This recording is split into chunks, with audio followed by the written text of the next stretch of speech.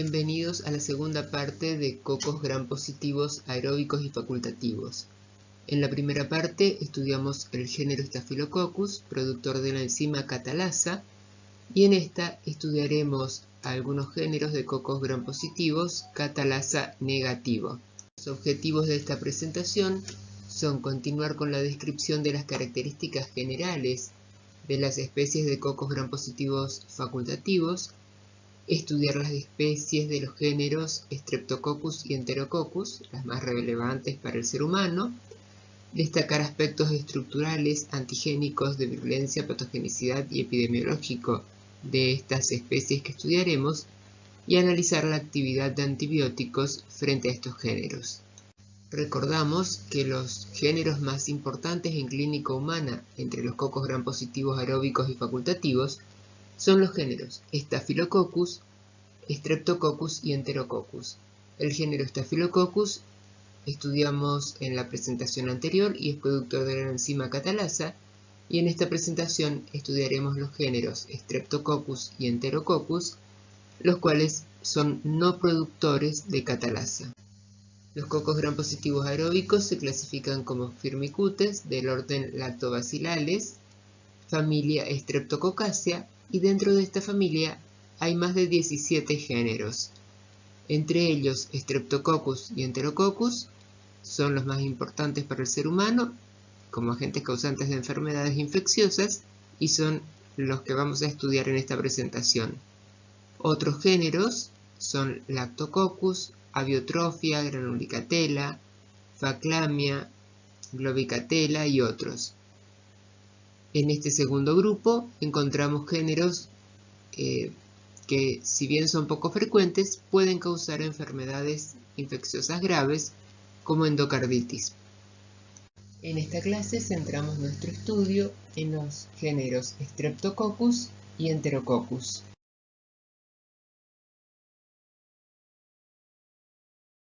Comenzamos con la descripción de las características generales del género Streptococcus. Este género está compuesto por microorganismos que son cocos gram positivos que se disponen formando cadenas. Estos cocos gram positivos no producen la enzima catalasa, o sea que al mezclar las colonias con peróxido de hidrógeno no se va a dar el burbujeo que se da con Staphylococcus, y son facultativos, es decir que van a crecer en aerobiosis y también en anaerobiosis. Desde el punto de vista cultural, cuando desarrollan en medio de cultivo de agar-sangre, producen distintos tipos de hemólisis. Lo hacen por la acción de hemolicinas, y estas hemolicinas pueden lisar al glóbulo rojo y degradar totalmente la hemoglobina o degradarla solo parcialmente o no afectarla. Y eso permite clasificar a los estreptococos como alfa, beta o gamma hemolíticos. La hemólisis alfa produce una degradación parcial de la hemoglobina, la transforma en metahemoglobina, que es de color verdoso, y ese va a ser el color que aparezca alrededor de las colonias. La beta-hemólisis degrada totalmente la hemoglobina y por ese motivo, alrededor de las colonias beta-hemolíticas, el agar-sangre aparece como transparente. Y gamma-hemólisis se llama a las colonias que no producen a su alrededor ningún tipo de hemólisis. Desde el punto de vista antigénico, Streptococcus, sobre todo un grupo de Streptococcus, tiene un antígeno de pared, un antígeno en su pared que es un carbohidrato y que permite hacer una clasificación antigénica en base a grupos y se denominan antígenos de Landsfield. El género Streptococcus puede producir distintos tipos de infecciones, desde faringitis, por ejemplo. Hay una especie de Streptococcus piógenes, que es la principal causa bacteriana de faringitis. O sea que entre las bacterias, la principal causa de faringitis en forma general son los virus. pero dentro de la faringitis bacteriana, el principal agente causal es Streptococcus pyogenes. También pueden dar infecciones y enfermedades de piel y partes blandas, neumonías y otras infecciones invasivas. Esa clasificación antigénica es muy importante en el reconocimiento en el laboratorio y se hace mediante reacciones de aglutinación de partículas de látex como la que pueden ver en la foto. En el círculo numerado como 1 se puede observar la aglutinación de estas partículas de látex azules sobre el fondo blanco. Eso corresponde a Streptococcus beta-hemolítico del grupo A, mientras que en los otros círculos no hay aglutinación. Las especies de Streptococcus se identifican mediante diversas pruebas bioquímicas y también mediante pruebas moleculares del ADN. Sin embargo, se mantiene una clasificación e identificación preliminar basada en las características del tamaño de la colonia, el tipo de hemólisis que producen y el tipo de antígeno que poseen en su pared. Esta clasificación en base a la hemólisis y al antígeno se mantiene a pesar de que es una clasificación inexacta, ya que permite reconocer grupos que se correlacionan con patologías clínicas. Streptococo beta-hemolítico del grupo A es la especie Streptococcus pyogenes. Streptococcus pyogenes causa principalmente faringitis e infecciones de partes blandas y en algunas oportunidades infecciones invasivas. Se caracteriza desde el punto de vista estructural porque posee un polisacárido C, una proteína M, una proteína T, una proteína R. Ese polisacárido C es el responsable del antígeno de Landsfield. Tiene un antígeno capsular ácido hialurónico que tienen acción antifagocítica entre los factores de virulencia. Produce una peptidasa, los ácidos teicoicos de la envoltura externa, como otros gram positivos, que favorecen la adherencia.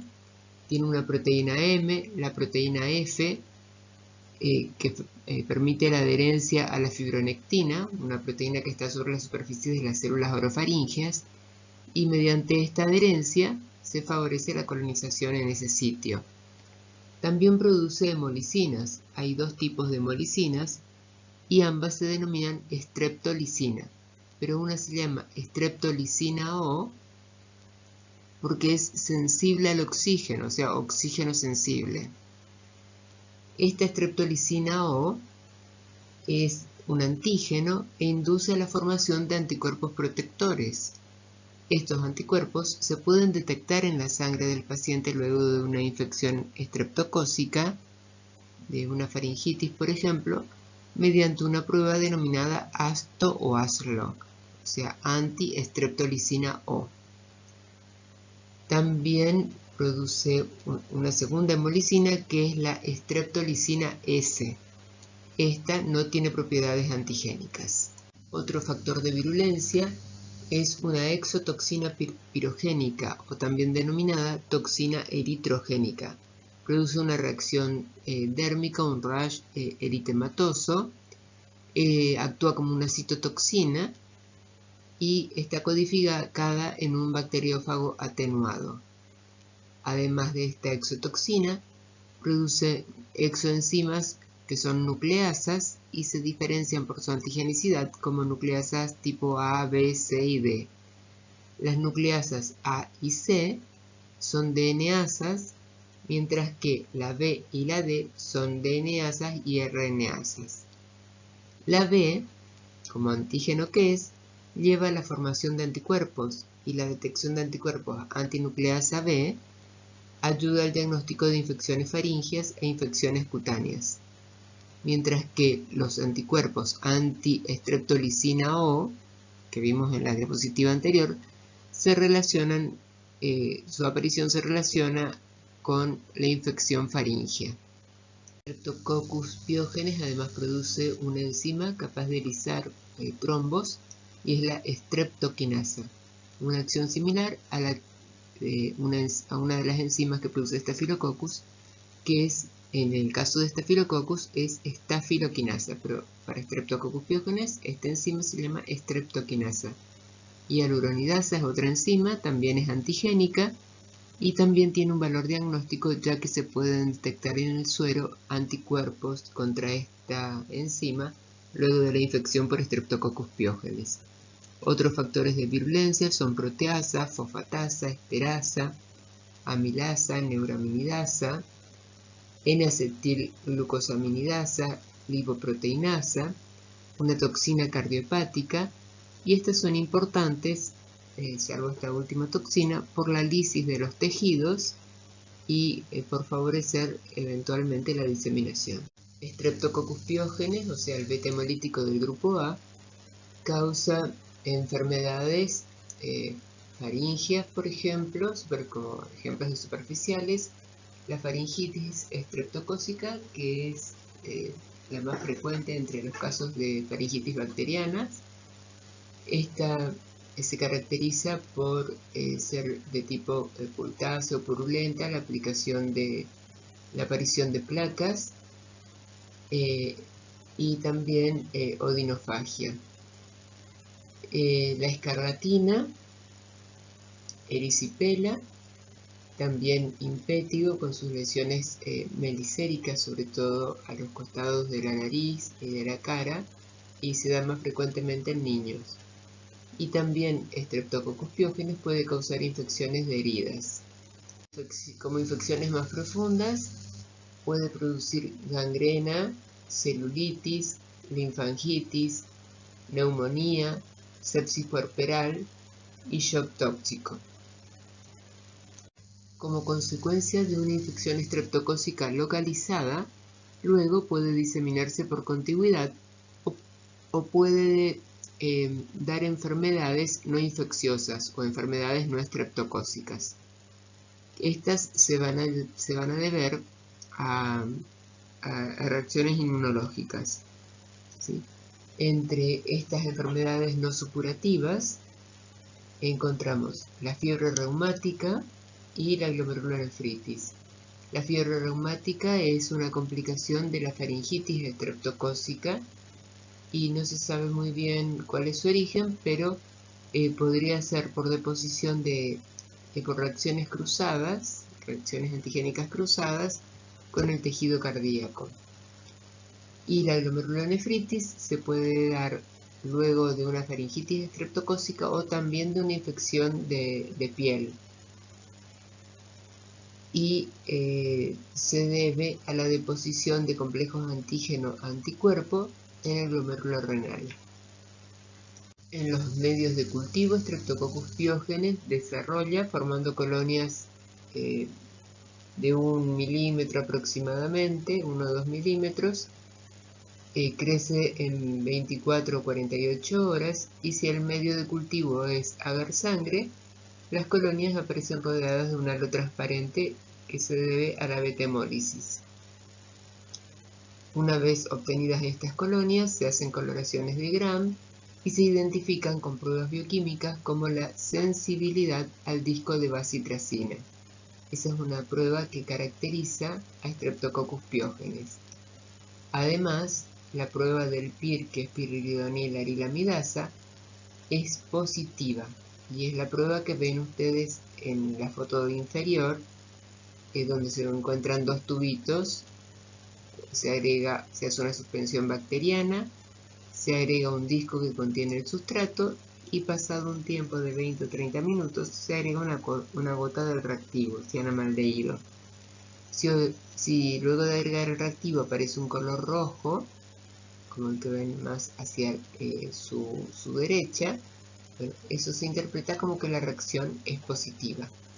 También se pueden hacer reacciones serológicas buscando anticuerpos a los fines de obtener un diagnóstico retrospectivo, porque por algún momento no se pudo hacer el diagnóstico etiológico en la fase aguda de una faringitis, por ejemplo, y entonces se realiza la prueba ASLO o ASTO, que son anticuerpos contra antiestreptolicina O. También se pueden detectar anticuerpos contra DNasa tipo B, contra ácido hialurónico. Hay que tener en cuenta que la reacción de ASLO o ASTO puede ser positiva únicamente luego de infecciones faríngeas, ¿sí? Pero no se positiviza luego de infecciones de otra localización o cutáneas. Con respecto a los anticuerpos anti-ADN, anti-hialuronidasa y otros, se pueden dar luego de una infección faríngea o de una infección no faríngea. Streptococcus pyogenes se mantiene muy sensible a la penicilina a pesar del uso que se hace de este antibiótico para tratar las faringitis estreptocócicas.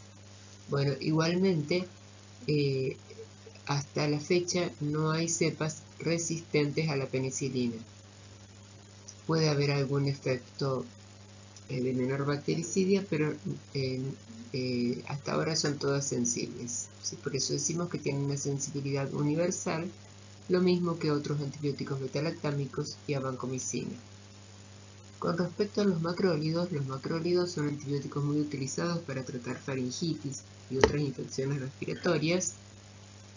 Y sobre este antibiótico Streptococcus pyogenes se puede comportar como sensible o como resistente. O sea que no hay un patrón estricto de la actividad de los macrólidos frente a Streptococcus pyogenes, como si lo había de penicilina frente a esta especie bacteriana. Entonces podemos encontrar cepas que sean sensibles o cepas que se comporten como resistentes a la eritromicina, y si son resistentes a la eritromicina también van a ser resistentes a roxitromicina, claritromicina y acitromicina. Hay que recordar que la resistencia a lincosamidas puede ser inducible o puede ser constitutiva. ¿Sí? La prueba y el significado es el mismo que ya estudiamos para Staphylococcus aureus. Si la bacteria posee el mecanismo de resistencia cruzado entre macrólidos, lincosamidas y streptograminas, y este mecanismo es inducible, o sea, IMLS, mecanismo macrólidos, lincosamidas y streptograminas inducible, en ese caso se debe considerar que tanto los macrólidos como las lincosamidas son inactivos frente a Streptococcus pyogenes. Si posee el mecanismo constitutivo, bueno, se interpreta como da la prueba de sensibilidad antibiótica. Streptococcus agalactiae es una especie de streptococo beta-hemolítico que tiene el antígeno de Lancefield tipo B. Causa infecciones de piel, endocarditis, infecciones puerperales y, como muy importante, una septicemia en recién nacidos y meningitis también en recién nacidos. Esta bacteria puede colonizar el tracto vaginal y también rectal de la madre y se transmite al pasar por el canal del parto natural, ¿sí?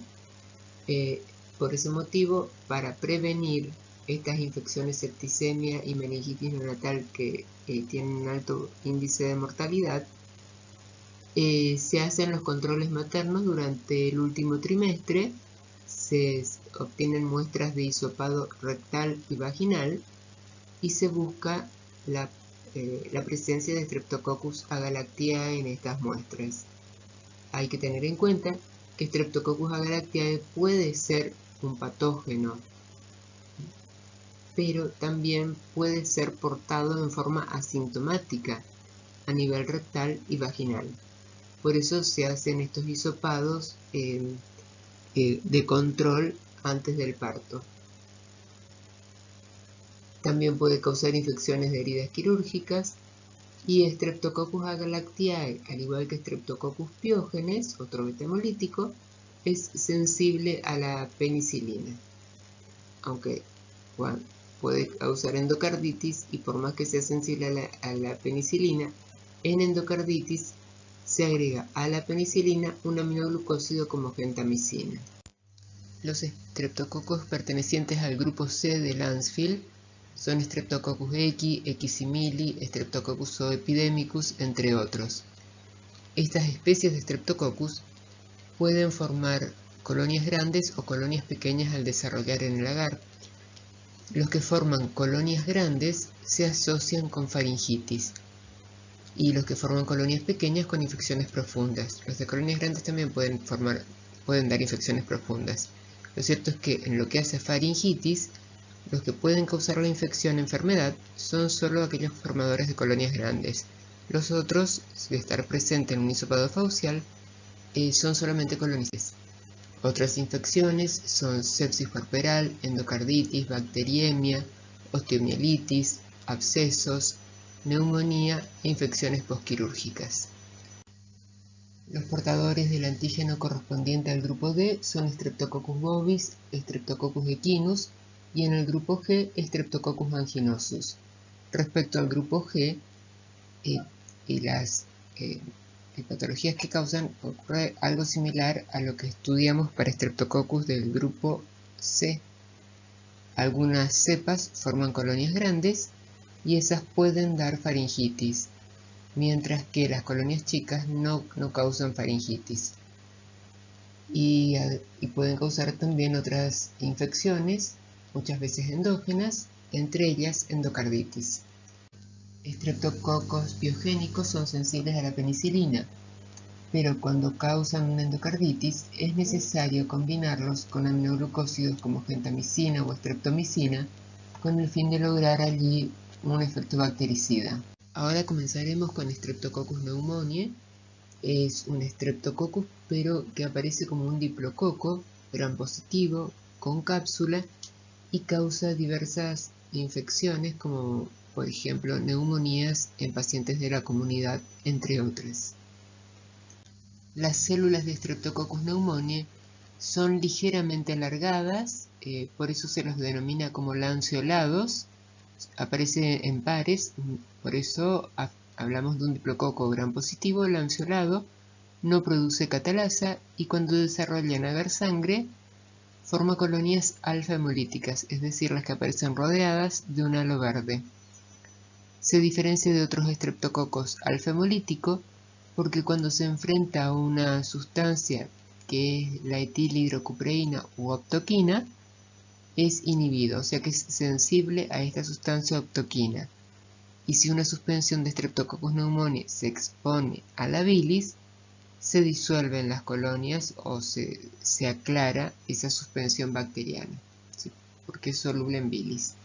Posee autolisinas que se activan y que con la edad de la colonia comienzan a alisar a la colonia y por lo tanto va a aparecer una colonia como con una depresión central, que se denominan colonias umbilicadas. Las células de Streptococcus pneumoniae están rodeados por una cápsula polisacarídica que es antigénica. En base a la misma se reconocen unos 84 serotipos, algunos con mayor poder de virulencia que otros, y además esa cápsula o los distintos tipos de antígenos de la cápsula son la base de la vacuna antineumocócica. También poseen un antígeno somático, un antígeno F o antígeno de Forssman, que es el ácido lipoteicoico, y una proteína M con función antigénica. El primer factor de virulencia es la cápsula, y es un factor de virulencia porque es antifagocítica, protege a la bacteria del sistema inmune del huésped, y algunos serotipos de esta cápsula son más patogénicos y tienen más tendencia a dar bacteriemias, a dar infecciones invasivas. También produce una neuraminidasa y adhesinas y produce toxinas. Estas toxinas, entre ellas encontramos una neumolicina O sea, una toxina hemolítica del neumococo, denominada hemolicina, es dermotóxica y letal, y también el principio púrpura, principio productor de púrpura. Streptococcus pneumoniae coloniza la nasofaringe habitualmente y está presente en la nasofaringe de un 5 a un 10% de los adultos. pero en hasta el 20 y 40% de los niños sanos. A partir de la colonización naso- y orofaringea, Streptococcus pneumoniae puede invadir otros tejidos y puede dar distintos tipos de infecciones. Por ejemplo, infecciones respiratorias altas como otitis media, sinusitis, infecciones bajas como traqueitis, bronquitis, neumonía, empima pleural, y también puede pasar a la sangre y dar meningitis y así diseminarse a distintos órganos. Por ejemplo, puede diseminarse al espacio subaracnoideo y dar una meningitis, o adherirse a las válvulas cardíacas y dar una endocarditis, o artritis, osteomielitis, infecciones de partes blandas, peritonitis espontánea en la infancia, y las bacteriemias que pueden ser primaria, porque no se conoce una puerta de entrada aparente, o secundaria cuando el paciente tiene un foco séptico primario, por ejemplo una neumonía, una infección pulmonar, y a partir de allí la bacteria pasa a la sangre. También puede dar abscesos como abscesos cerebrales. Para que ocurra una infección neumocócica, el huésped debe presentar factores de riesgo, y esos factores que predisponen son los defectos en la formación de anticuerpos, la leucopenia, esplenectomía, la edad. Los extremos de la vida son factores de riesgo, tanto en los primeros años de vida como en los adultos mayores, la diabetes mellitus, el alcoholismo, las enfermedades crónicas, el frío, el estrés, la fatiga, problemas o alteraciones en el clearance pulmonar, la exposición a sustancias tóxicas, y posiblemente los fumadores también tengan un mayor factor de riesgo. ¿Cómo es la actividad de los antibióticos sobre Streptococcus pneumoniae? Bueno, comenzamos analizando qué pasa con la actividad de los betalactámicos. Bueno, las penicilinas naturales, o sea, penicilina G, penicilina B, son activas frente a la mayoría de las cepas de Streptococcus pneumoniae, o sea que esta bacteria se va a comportar como sensible a estos antibióticos. También tienen muy buena actividad las cefalosporinas de tercera generación, pero algunas cepas pueden presentar una PLP anómala, y que las PLP, recordemos que son las transpeptidasas y transglicosidasas, que son los sitios de acción de los antibióticos betalactámicos, y como consecuencia de ello pueden presentar una sensibilidad disminuida o incluso ser resistentes a las penicilinas.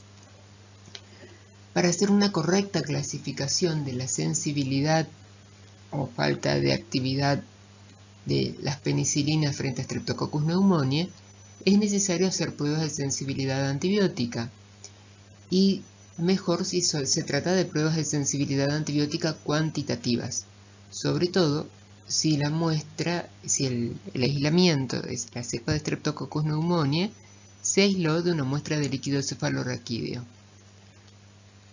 Al espacio subaracnoideo la penicilina puede pasar sobre todo cuando hay inflamación meningia, pero pasa en menor concentración que la que se alcanza en el suero del paciente o la concentración de penicilina que se alcanza en los pulmones, por ejemplo. Por lo tanto, para que una cepa de neumococo que causa meningitis sea sensible a la penicilina, debe ser sensible a bajas concentraciones de penicilina, incluso a concentraciones menores que las que se pueden alcanzar en los pulmones. Por ese motivo existen puntos de corte relacionados a la farmacocinética, o sea, la distribución del antibiótico en los tejidos, y hacen que un Streptococcus pneumoniae que se comporte como sensible a nivel pulmonar tal vez pueda comportarse como resistente a nivel meningio. Esto lleva a que hayan puntos de cortes diferentes según el sitio de aislamiento de Streptococcus pneumoniae. Cuando Streptococcus pneumoniae se aísla del líquido cefalorraquídeo, para ser sensible a penicilina, debe tener una SIM menor o igual a 0,06 microgramos mililitro. Y para ser resistente, esa SIM tiene que ser mayor de 2, es decir, 4, 8 o mayor. Los valores intermedios se consideran como de sensibilidad disminuida. Ahora, si Streptococcus pneumoniae se encuentra a nivel pulmonar, como en esos tejidos se alcanzan buenas concentraciones de penicilina con las dosis habituales, se considera que Streptococcus pneumoniae va a ser sensible cuando la concentración mínima inhibitoria sea menor o igual a 1 y va a ser resistente a partir de una SIM mayor de 4, es decir, a partir de un valor de 8 de concentración mínima inhibitoria. Y los demás valores son intermedios.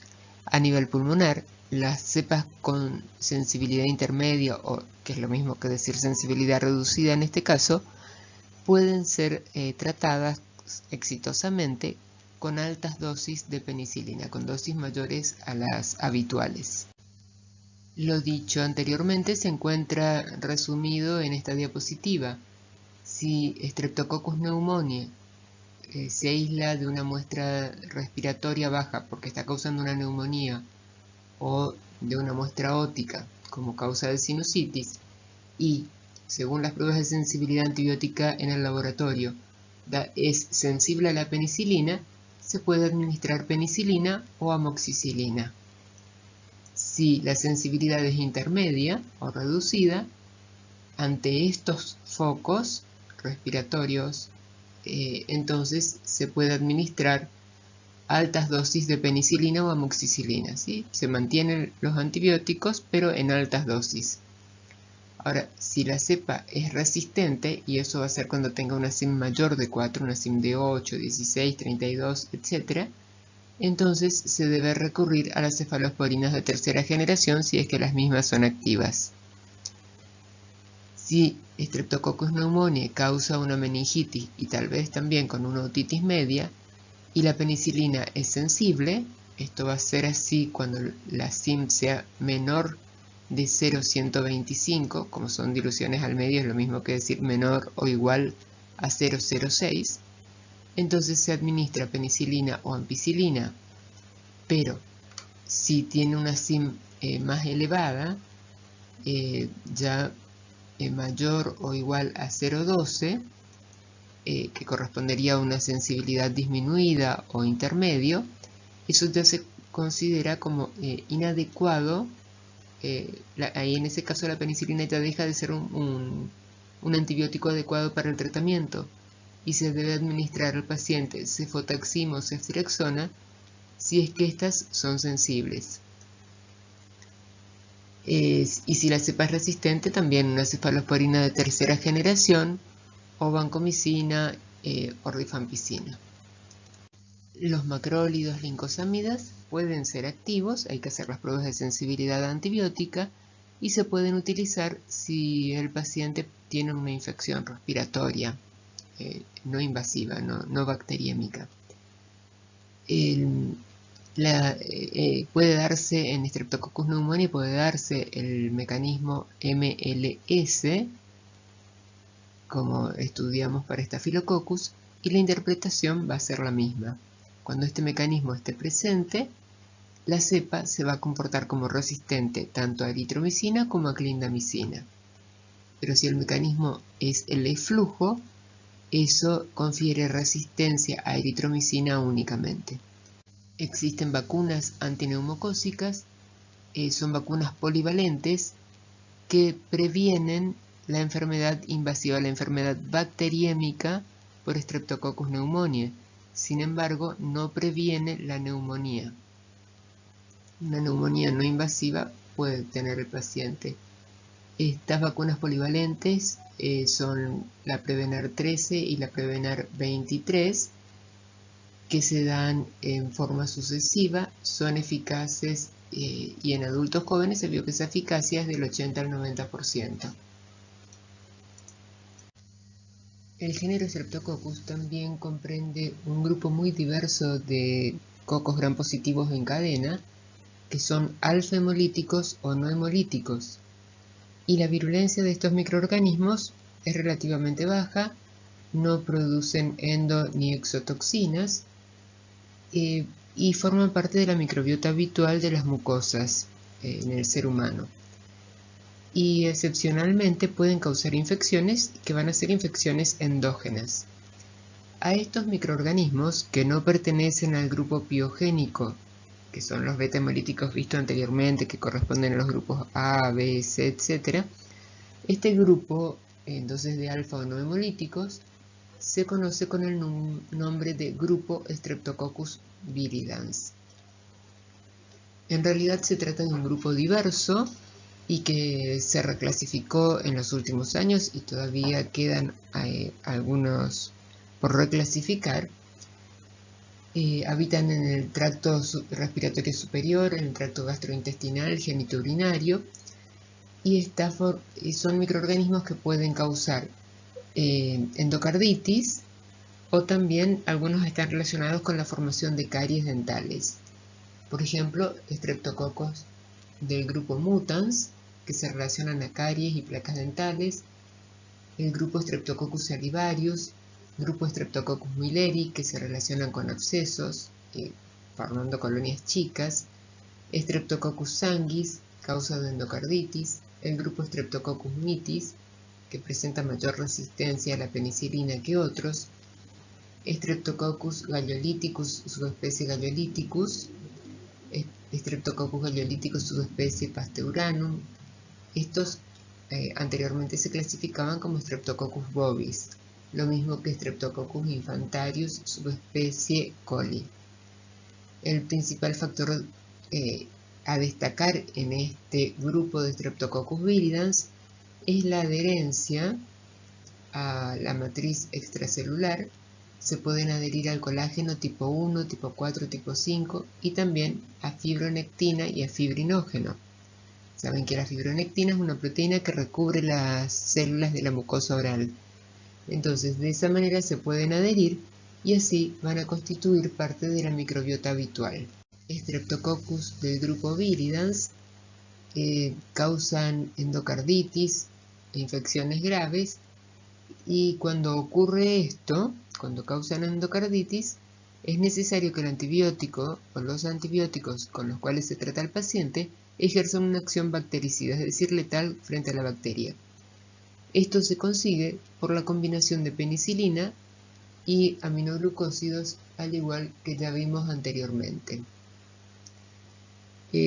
La mayoría de las cepas son sensibles, o sea que son inhibidas in vitro por penicilina, cefalosporinas, eritromicina, pero con frecuencia pueden presentar una sensibilidad intermedia o resistentes a penicilina.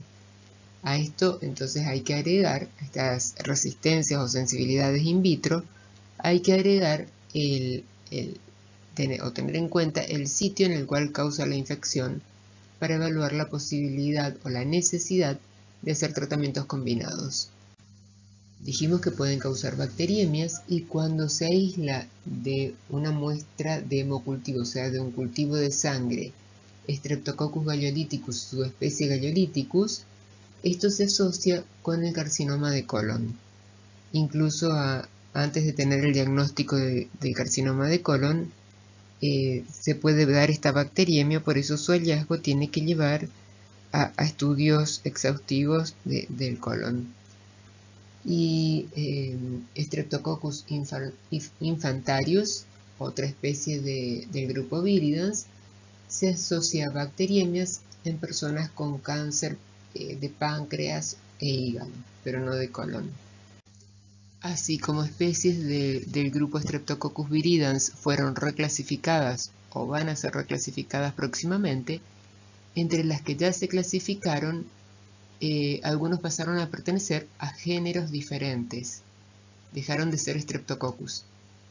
Entre ellos tenemos Abiotrophia defectiva, Granulicatella adiacens, Granulicatella paradiacens, y estas especies son nutricionalmente dependientes, por lo tanto son de difícil desarrollo y pueden causar difícil desarrollo en los medios de cultivo. y pueden causar endocarditis sobre válvulas protésicas o sobre válvulas nativas y también endoftalmitis. Presentan sensibilidad disminuida o tolerancia a la penicilina y son sensibles generalmente a vancomicina, eritromicina, clindamicina, cloranfenicol y rifampicina. Y tienen una actividad variable, cefalosporinas, tetraciclinas y aminoglucósidos.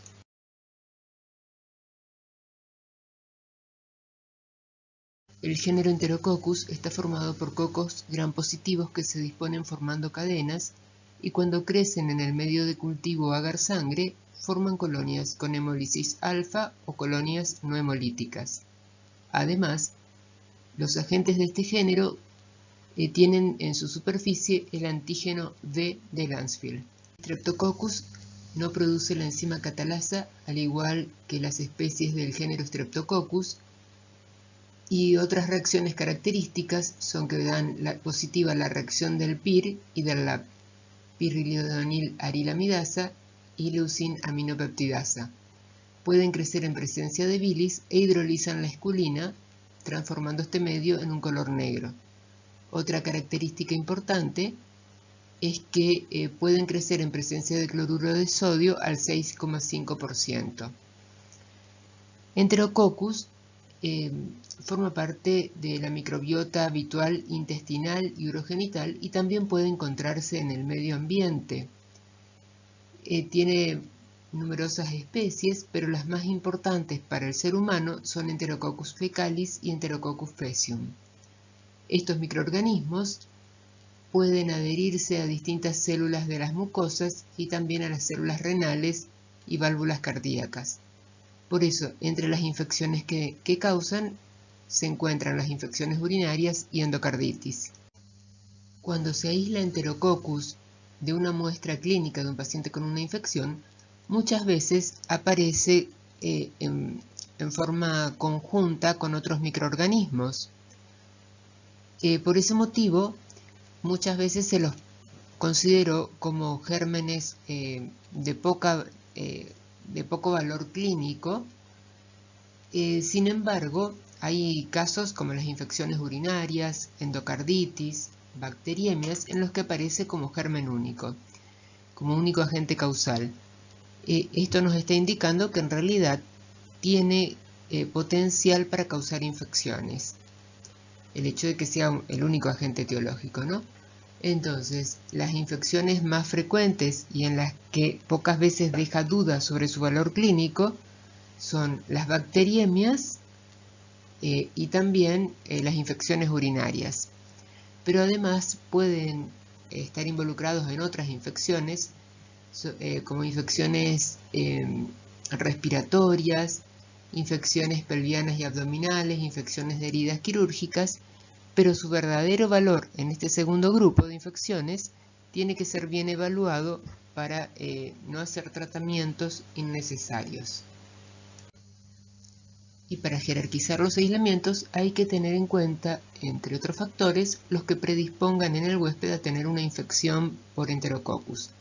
Y entre ellos encontramos enfermedades de base graves, internaciones previas, cirugías, sobre todo en cirugías colónicas, insuficiencia renal, que el paciente tenga colocado un catéter urinario o vascular, que esté internado en unidades de cuidados intensivos y que hayan recibido tratamientos previos con antibióticos, particularmente con antibióticos a los cuales Enterococcus es resistente, como es el caso de los aminoglucósidos, cefalosporinas. Enterococcus como género presenta resistencia natural a algunos antibióticos, como las cefalosporinas, clindamicina, a los aminoglucósidos a dosis relativamente bajas, y los antibióticos betalactámicos en general se comportan como bacteriostáticos frente a Enterococcus y no como bactericidas como habitualmente lo hacen frente a otros gérmenes.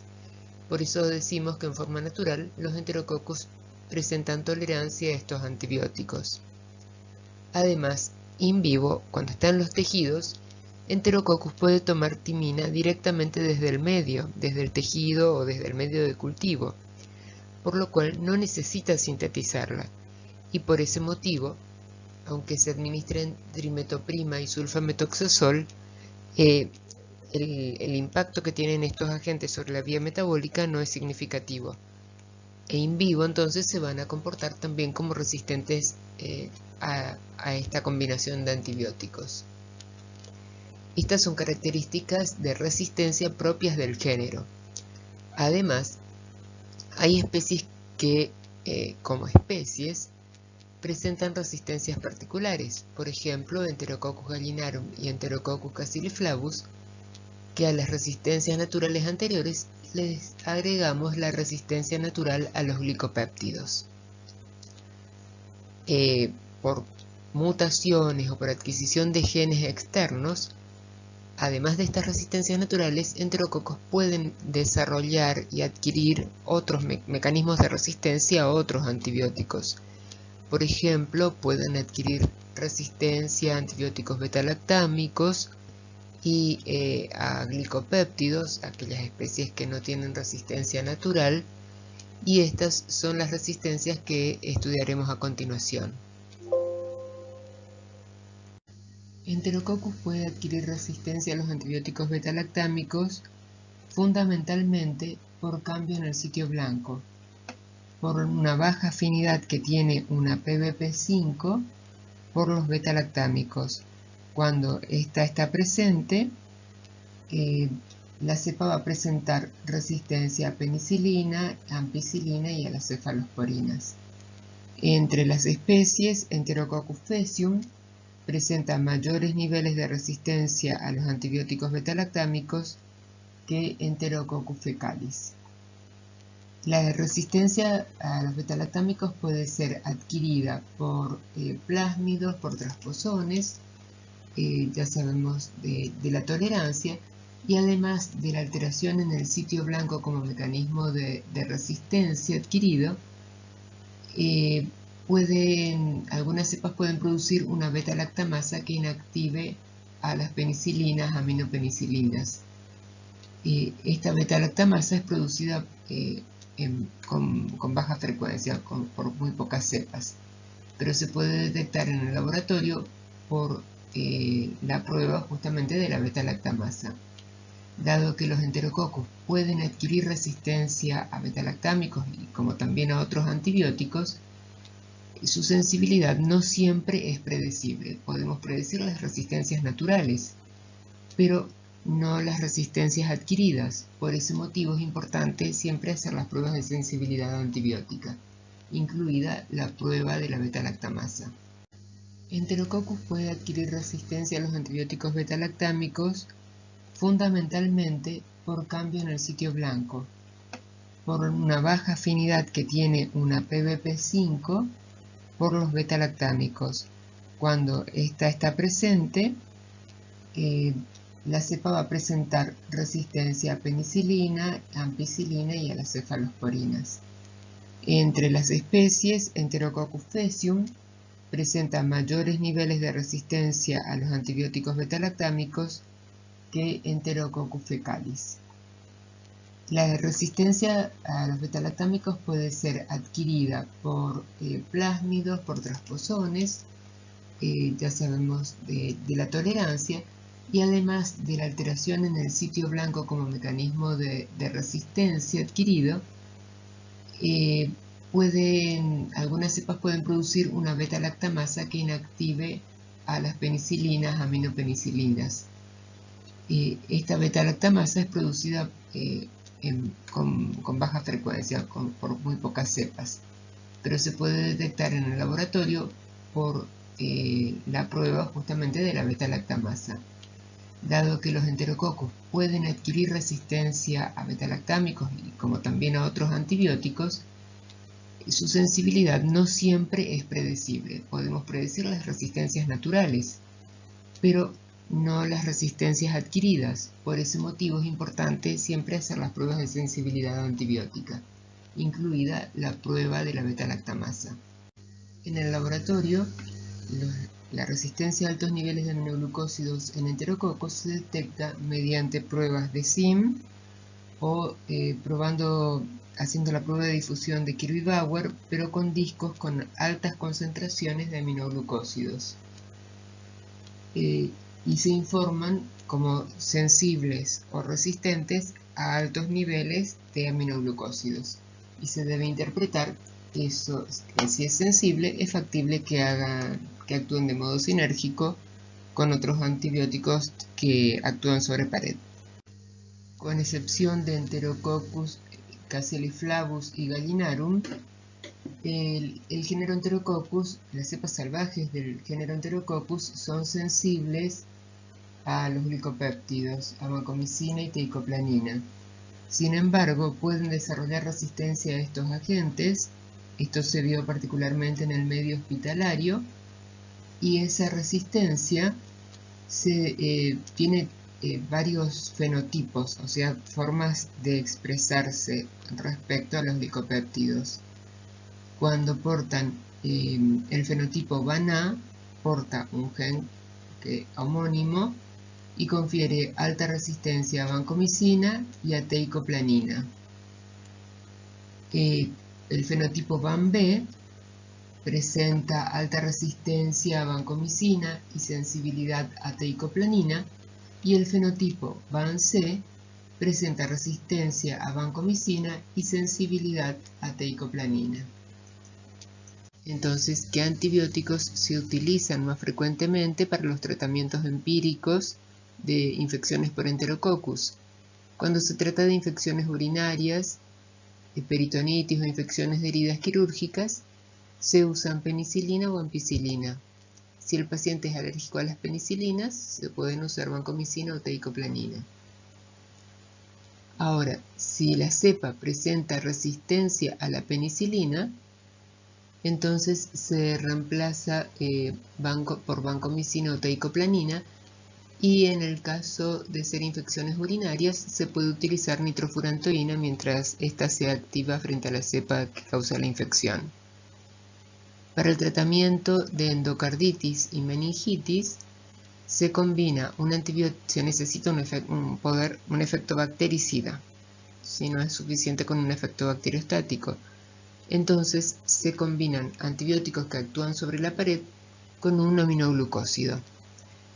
En este caso, si bien dijimos que los aminoglucósidos no podían pasar la membrana citoplásmica, eso es verdad cuando se administra el aminoglucósido solo, como única droga de tratamiento.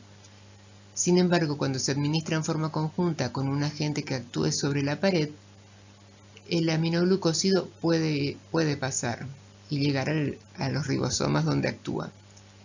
Entonces, para el tratamiento de estas infecciones se puede emplear, por ejemplo, penicilina o ampicilina con un aminoglucósido como gentamicina o streptomicina.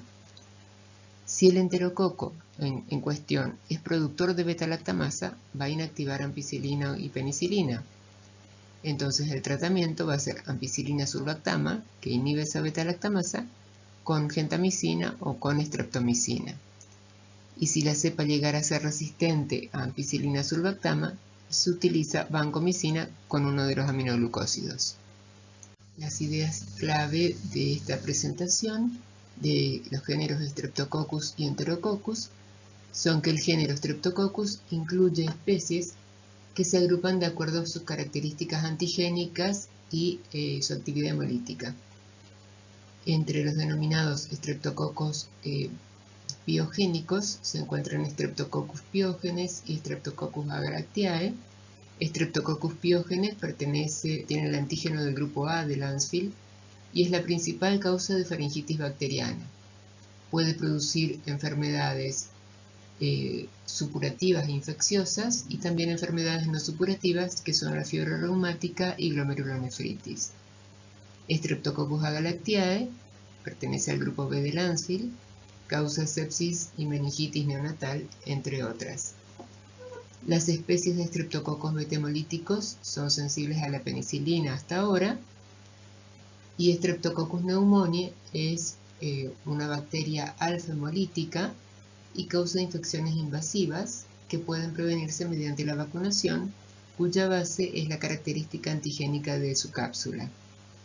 La sensibilidad de Streptococcus pneumoniae frente a penicilina depende del foco de infección, si es meningio o es extrameningio.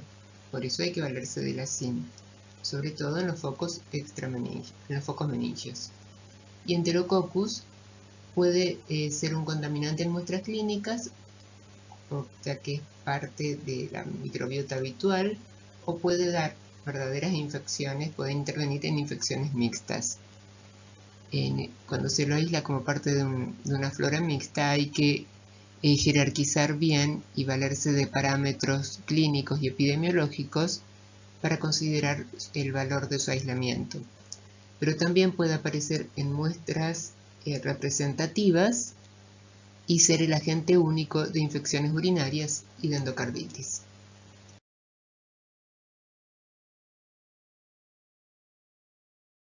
Con esta clase concluimos con el estudio del grupo de cocos gram positivos aeróbicos y facultativos, y en las próximas continuaremos con los restantes grupos. Hasta pronto.